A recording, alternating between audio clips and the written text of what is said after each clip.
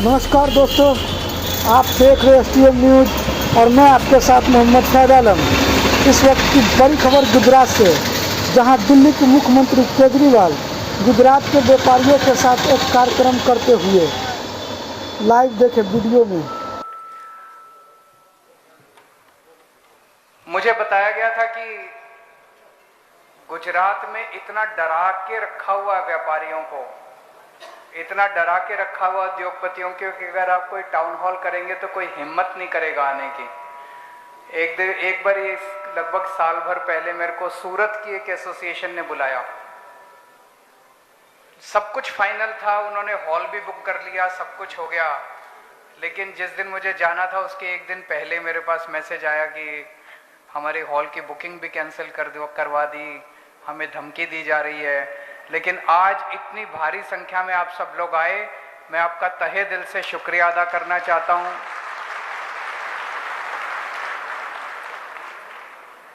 अभी बहुत सारे साथियों के मैंने प्रश्न सुने, आज मैं आपकी बात सुनने के लिए आया हूं। लेकिन अभी भी बहुत सारे साथी ऐसे हैं जिनके हाथ खड़े हुए थे। मेरी आप लोगों से विनती है, जिन जिन लोगों को बोलने का मौका नहीं मिला और वो बोलना चाहते थे, आप अगर मुझे लिख के भी देंगे, हमारे पार्टी के यहाँ पे कार्यकर्ता हैं, अगर लिख के देंगे मैं एक एक पढ़ूंगा। चाहे आप गुजराती में लिख के दें, मैं ट्रांसलेट करवा लूंगा, लेकिन एक एक मैं पर्सनली पढ़ूंगा और उसके ऊपर हम कुछ ना कुछ।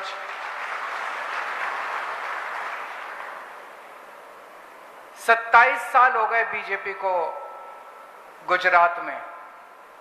मैं समझता हूं कि इनके नेताओं ने व्यापारियों के साथ अभी तक खूब मीटिंग्स की होंगी, लेकिन उन मीटिंग्स के अंदर एक तरफा भाषण होता है। कभी सुनवाई की उन्होंने इस तरह से जैसे आज हमारी सुनवाई हो रही है? कभी सुनवाई नहीं हुई। आज एक अच्छी चीज ये है, ये इतने सारे टीवी कैमरा वाले आए हुए हैं और ये सारे थोड़ा बहुत तो चला ही रहे होंगे जितना भी इनको मौका मिलेगा। तो आज आपकी बात मुख्यमंत्री बैठ के सुन रहे होंगे पक्का। आज आपकी बात पाटिल साहब भी सुन रहे होंगे बैठ के। तो मैं समझ रहा हूं अभी जिन जिन लोगों ने अपनी अपनी बात रखी, हो सकता है अगले 2-3 दिन के अंदर 2-4 बातों के ऊपर तो अमल हो ही जाएगा। अभी तो चुनाव आए नहीं है, लेकिन काम होना शुरू हो जाएगा। अभी कई सारे साथियों ने कई सारे बातें रखी। एक कहा गया कि दिल्ली में प्रोफेशनल टैक्स है क्या? दिल्ली में प्रोफेशनल टैक्स नहीं है।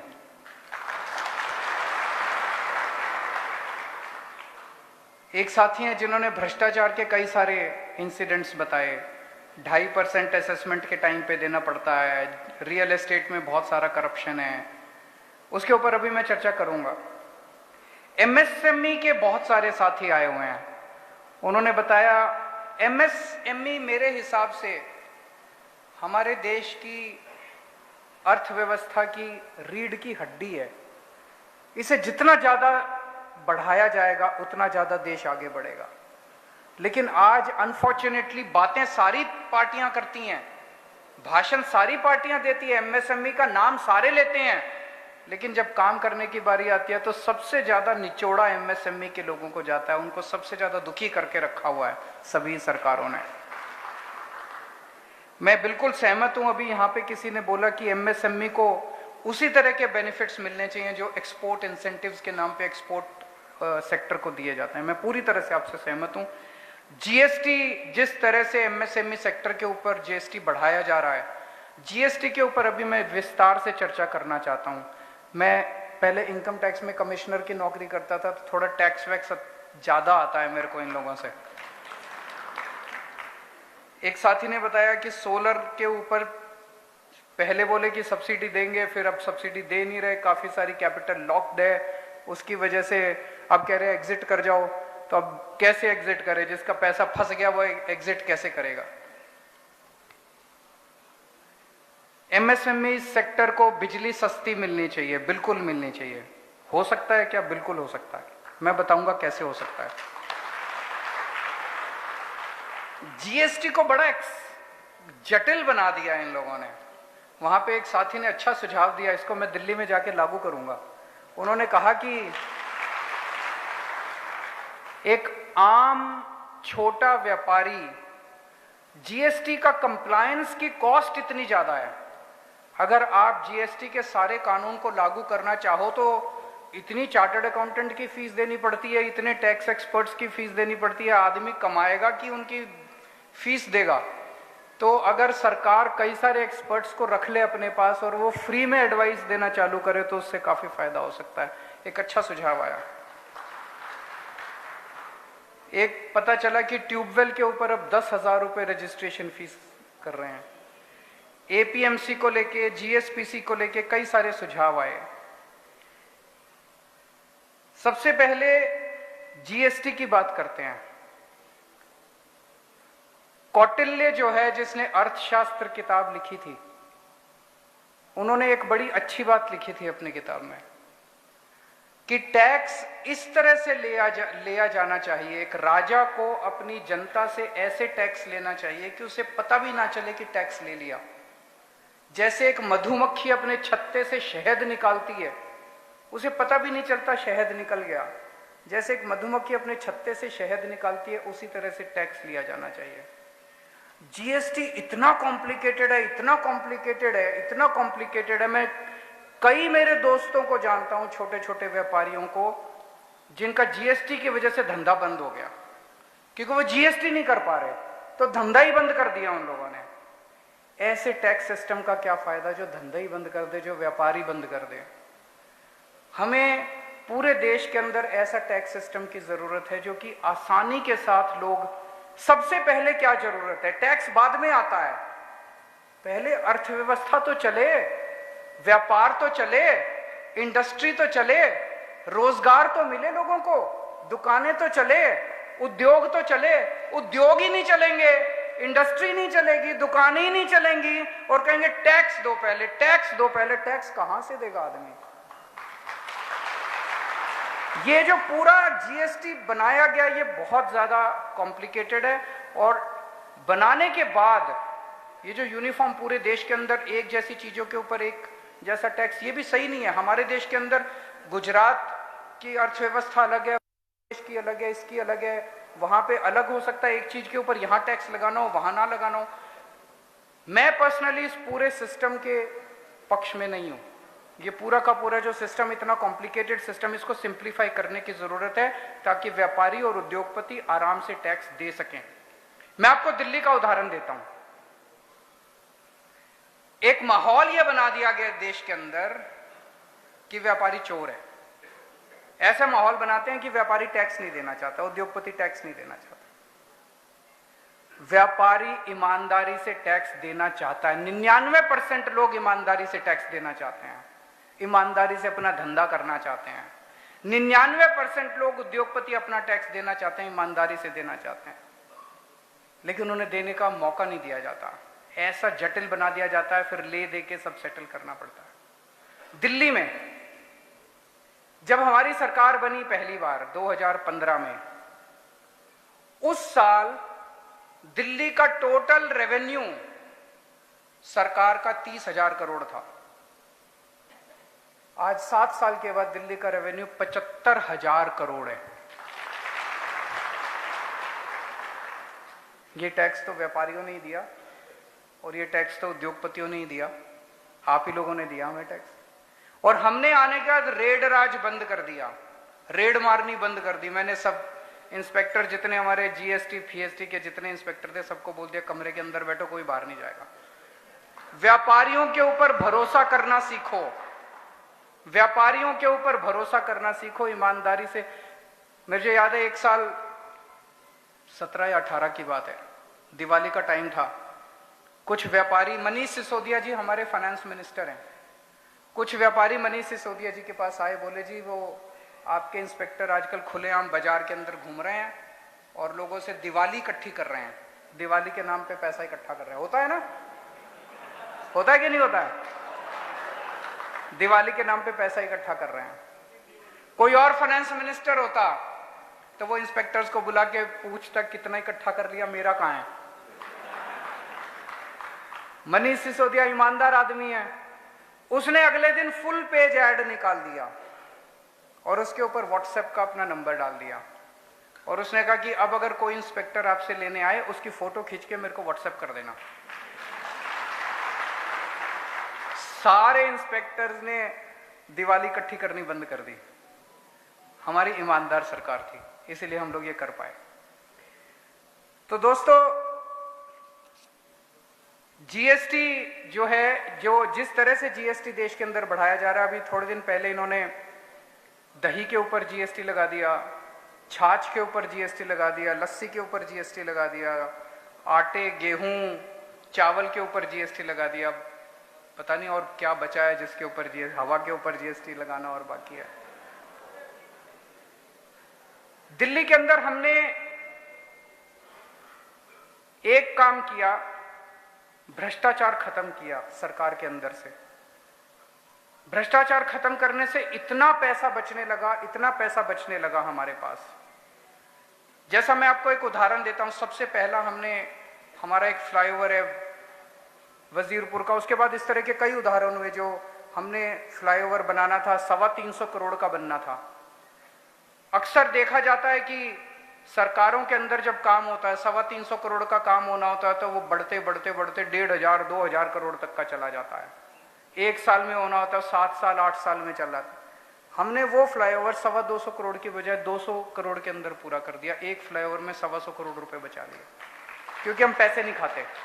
और इस तरह से हर काम के अंदर हमने पैसा बचाना शुरू कर दिया। तो दिल्ली के अंदर आज एक तरफ सरकार हमारी सरप्लस में चल रही है, फायदे में चल रही है। ये मैं नहीं कह रहा, इस साल की सीएजी की रिपोर्ट आई है। सीएजी की रिपोर्ट में लिखा है पूरे देश में अकेली दिल्ली सरकार है जो नफे में चल रही है, फायदे में चल रही है, घाटे में नहीं चल रही हमारी सरकार। तो टैक्स नहीं बढ़ाया हमने 5-7 साल में, रेड बंद कर दी हमने, अपने व्यापारियों के ऊपर भरोसा किया और हम लोगों ने इतनी सारी चीजें फ्री कर दी वहां पे। बिजली फ्री कर दी, पानी फ्री कर दिया, शिक्षा इतनी अच्छी, इतने स्कूल खोल दिए, सरकारी स्कूल इतने शानदार कर दिए। दिल्ली के 2 करोड़ लोग हैं, 2 करोड़ लोगों का, हर आदमी का इलाज पूरा मुफ्त कर दिया हम लोगों ने। बड़े से बड़ा ऑपरेशन भी कराना है, कैंसर भी हो जाए आपको, आपका सारा इलाज, सारी दवाइयां, सारे टेस्ट, सब कुछ मुफ्त है दिल्ली के अंदर, दिल्ली के लोगों के लिए। इतनी सारी चीजें कर दी, पैसा बहुत बचने लगा। एक तो हमने भ्रष्टाचार खत्म कर दिया और एक सरकारों में फिजूल खर्ची बहुत होती है। 10 रुपए का काम होता है तो 100 रुपए में, 10 रुपए का काम 100 रुपए में करवाते हैं। पैसा बचाना शुरू किया हम लोगों ने। मुझे ये लगता है ये मंत्र है और नहीं तो कोई अंत ही नहीं है। जनता पैसा दिए जा रही है, जनता से पैसे लेते रहो, जनता पैसा दिए जा रही है, जीएसटी बढ़ाते जाओ, जीएसटी बढ़ाते जाओ, इसका कोई अंत तो नहीं है। आपको ऊपर से आप ले रहे हो और नीचे से आपकी वो निकलता जा रहा है पैसा, भ्रष्टाचार के रूप में, फिजूल खर्ची के रूप में, सारा लीकेज ही लीकेज, लीकेज ही लीकेज। जब तक बंद नहीं करोगे तब तक कैसे होगा। तो आज मैं 5 बातें, 5 प्रॉमिस, 5 गारंटी गुजरात के व्यापारियों को देके जा रहा हूं।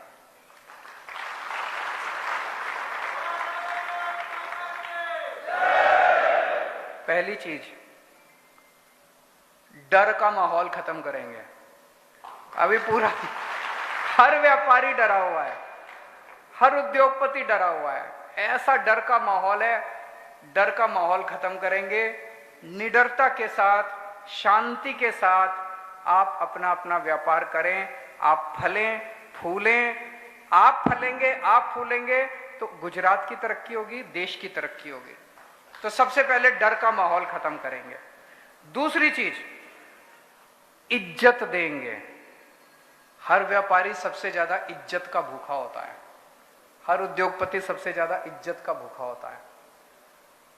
पैसे तो कमा लिए, लेकिन जब वो किसी सरकारी दफ्तर में जाता है और उसको दुत्कारा जाता है ना, उसको बड़ा बुरा लगता है। यार मैं सरकार को टैक्स देता हूं और मेरे साथ इस तरह के। जब कोई पॉलिटिशियन से मिलने के लिए जाता है और पॉलिटिशियन से दुत्कारता है तो बड़ा बुरा लगता है।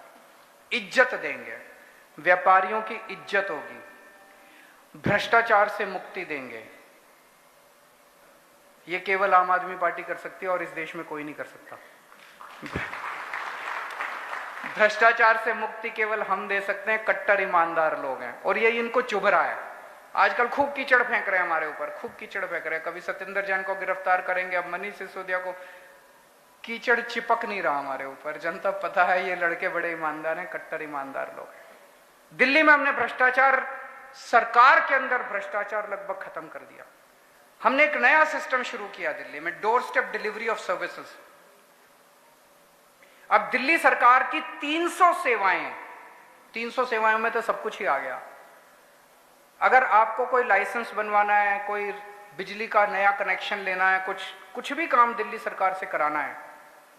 पहले क्या होता था, आप छुट्टी लेते थे, दफ्तर जाते थे, लाइन में लगते थे, जब नंबर आता था तो बाबू 2 ऑब्जेक्शन लगा देता था, फिर 3 बार 4 बार चक्कर काटने के बाद आदमी दलाल को पकड़ता है और कहता है यार छोड़ मैं। अब आपको कुछ करने की जरूरत नहीं है। जैसे आप पिज्जा ऑर्डर करते हो, आप एक फोन नंबर घुमाते हो, पिज्जा वाले को बोलते हो और वो आपके घर डिलीवर करता है। अब अगर आपको दिल्ली में दिल्ली सरकार से कोई सुविधा चाहिए तो हमने एक नंबर जारी किया 1076, वो दिल्ली से ही लगता है। दिल्ली अगली बार जाएं तो इस नंबर पे डायल करके देखना 1076। इस नंबर पे आप नंबर घुमाइए और आप बोलिए कि मेरे को दिल्ली सरकार से ये काम करवाना है। आपसे दूसरी तरफ से आवाज आएगी कि सर हम आपके घर कितने बजे आए आपका काम करने के लिए।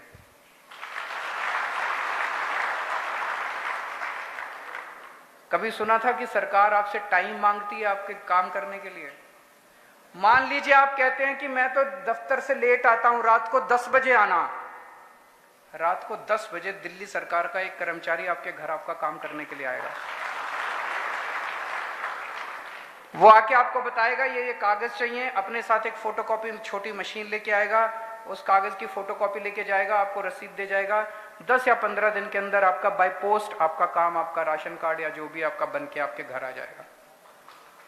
ये सबसे बड़ा अटैक है करप्शन के ऊपर, भ्रष्टाचार के ऊपर, door step delivery of services. Gujarat में होना चाहिए, नहीं होना चाहिए? उसके लिए तो आम आदमी पार्टी की सरकार लानी पड़ेगी। भ्रष्टाचार से मुक्ति देंगे। पहली चीज डर खत्म करेंगे, दूसरी चीज इज्जत देंगे, तीसरी चीज भ्रष्टाचार मुक्त प्रशासन देंगे। 2.5% कमीशन देनी नहीं पड़ेगी असेसमेंट के ऊपर, वो भ्रष्टाचार मुक्त प्रशासन देंगे। चौथी चीज, वैट के बहुत रिफंड पेंडिंग पड़े हुए हैं और जीएसटी के भी 6 महीने के अंदर ये सारे रिफंड क्लियर करेंगे, जितने आपके पुराने रिफंड पड़े हुए हैं। और आपके साथ बैठ के जीएसटी का जो पूरा प्रोसेस है, एक तरफ हम केंद्र सरकार के साथ बात करके उसको सिंप्लीफाई कराने की कोशिश करेंगे, लेकिन अपने गुजरात के अंदर जो जो बंद पड़ सकता है इसको सिंप्लीफाई करेंगे। जीएसटी के पूरे प्रशासन को प्रो पीपल बनाएंगे, ताकि ये सारा प्रशासन जटिल क्यों बनाया जाता है? इतना जटिल इसलिए बनाया जाता है कि आदमी थक हार के पैसे चढ़ावा चढ़ा के जाए। अगर नीयत साफ है तो हमें चढ़ावा चाहिए ही नहीं, हमें पैसे चाहिए ही नहीं, हमें रिश्वत चाहिए ही नहीं, ना खाएंगे ना खाने देंगे उनको।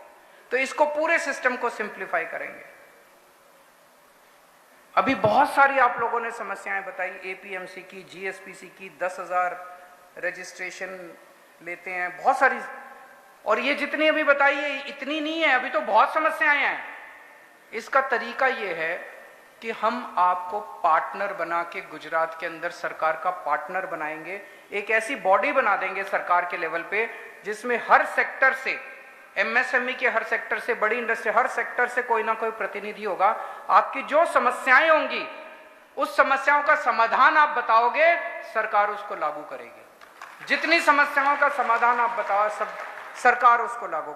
आपको एक पार्टनर के रूप में। तो 5 चीजें, डर खत्म करेंगे, इज्जत की जिंदगी देंगे, भ्रष्टाचार खत्म करेंगे, सारे वैट के रिफंड 6 महीने के अंदर खत्म, और जीएसटी को सिंप्लीफाई करेंगे, और आपको पार्टनर के रूप में साथ लेके चलेंगे। दिल्ली में जब हमारी सरकार बनी, दिल्ली के व्यापारियों को कहते थे ये बीजेपी का वोट बैंक है। आज आप दिल्ली में किसी व्यापारी से फोन करके पूछ लो, मुझे वोट मत देना। इतनी बड़ी बात कोई नहीं कह सकता, इतनी बड़ी बात कोई नहीं कह सकता। दिल्ली में आप फोन करके अपने दोस्तों रिश्तेदारों से पूछ लो, अगर वो कहें कि दिल्ली में आम आदमी पार्टी की सरकार ठीक नहीं चल रही, मुझे वोट मत देना, लेकिन अगर वो कहें कि दिल्ली में हमारी सरकार अच्छी चल रही है, तो एक मौका तो बनता है हमारा भी यहाँ पे गुजरात में। एक मौका देके देखो, अगर पसंद नहीं आए, जो जो बातें हम कह रहे हैं 5 साल में अगर हम पूरी ना करें, तो अगली बार आपसे वोट मांगने नहीं आऊंगा। मैं फिर से आप सब लोगों का बहुत बहुत शुक्रिया अदा करना चाहता हूं। आप इतनी भारी संख्या में आए, माफी मांगता हूं कि हम लेट हो गए, कई सारे कारण हैं लेट होने के, लेकिन आपसे मैं तहे दिल से माफी मांगता हूं और शुक्रिया अदा करता हूं कि आपने इतना इंतजार किया। Thank you so much. આ બદલતી રાજનીતિની તસવીર છે કે આજ સુધી દરેક પોલિટિકલ પાર્ટીઓમાં આપણે જાતા ત્યારે હિન્દુ મુસ્લિમ ધર્મની જ્ઞાતિ જાતિની વાતો થતી, આજે આ આમ આદમી પાર્ટી છે કે જે